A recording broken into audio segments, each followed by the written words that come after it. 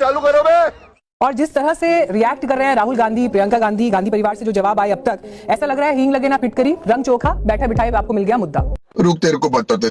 Madam, जिसका देश होता है उसको देश की ज्यादा चिंता होती है। ऐसा आपको लगता है कि बैठे बिठाए मिल गया मुद्दा? चुनी हुई सरकार का देश नहीं है क्या? अग्निपथ की योजना लाए, नौजवान सड़कों पे है, ये नरेंद्र मोदी सरकार का मास्टर स्ट्रोक है। और अभी थोड़ी देर बाद आप मतलब चैनलों पे ये चर्चा शुरू हो जाएगी कि ये उपद्रवी हैं, ये 500 रुपए लेकर आए हुए हैं, ये छात्र नहीं है, इनकी उम्र देखो, किसी की दाढ़ी काली है, किसी की सफेद है, तो 25 साल का नहीं 28 साल का, ये चलेगी, ये मास्टर स्ट्रोक का हिस्सा होगा। ये बड़ी अच्छी बात कही आप।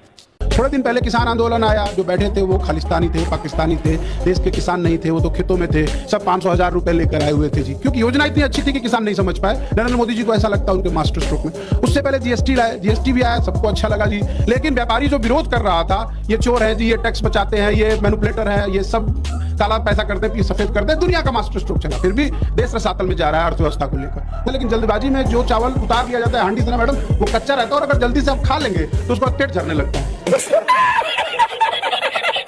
अब 2-3 बड़ी बातों पे मैं भी फिल्म देखता हूँ, और आजकल तो जो नया भारत जो बना है, इसमें पिक्चर से इतिहास समझा जाता है। तो पिक्चर में मैंने देखा कई सारी फिल्मों में कि भाड़े के आए हुए सैनिक कभी वफादार नहीं होते।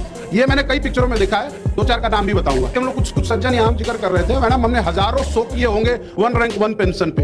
तमाम वो सब लोग थे जो अपनी पेंशन की वकालत के लिए रोड से लेकर स्टूडियो तक खड़े रहते थे। वो कैसे इस बात को जस्टिफाई कर सकते हैं कि वो देश का युवा 17 साल से लेकर 21 साल, 22 साल, 23 साल और 24 साल की उम्र में, उसको आप हाथ में कुछ पैसे देकर पकड़ा दीजिए, आगे पूरा अंधकार बैठा है। कैसे इस बात को कर सकते हैं? कहने वाले के पहले अंदर दम होना चाहिए कि जी हम पेंशन नहीं लेंगे। और अगर वाकई इतनी अच्छी स्कीम है तो सारे आर्मी के ऑफिसर, सारे गवर्नमेंट सिस्टम के लोग उठकर कहें 1 नेशन 1 पॉलिसी, किसी को पेंशन नहीं चाहिए। है दम किसी के अंदर कहने का? बड़ा आसान है, आपने युवाओं के ऊपर एक उदाहरण दे दिया।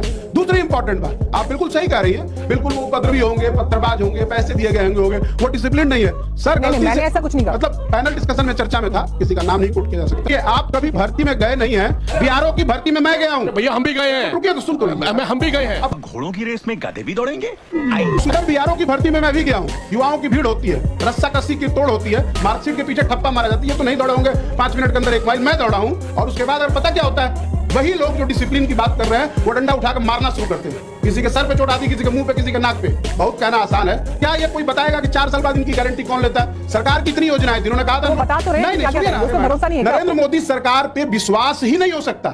अरे हम तो फकीर आदमी हैं, झोला लेके चल पड़ेंगे जी। 100 दिनों में अगर ये नोटबंदी सफल नहीं हुई तो मुझे चौराहे पे बुला के फांसी लटका देना, ये उनके शब्द थे। नोटबंदी सफल हुई, बैंकों के सामने सैकड़ों लोग मरे।